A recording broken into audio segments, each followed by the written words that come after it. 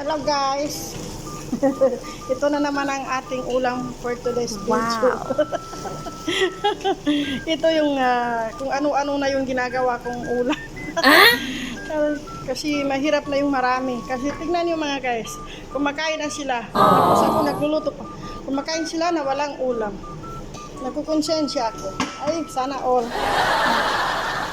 Ito, malunggay, radish. Malunggay, radish at saka itlog. Yan. Nice. Kasi ang dami kaya naming malunggay dito. Sayang naman.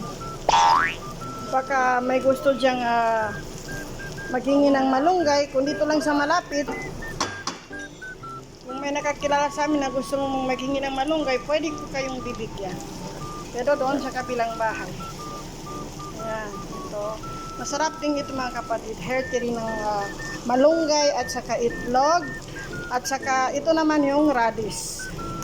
Radish mga kapatid. So ayan, bibigyan na natin. Sige na, kalas, istubig. Ayan, kumain na sila. So ayan. Hanggang dito na lang. Maraming salamat sa inyong mga support at saka panonood. Maraming salamat.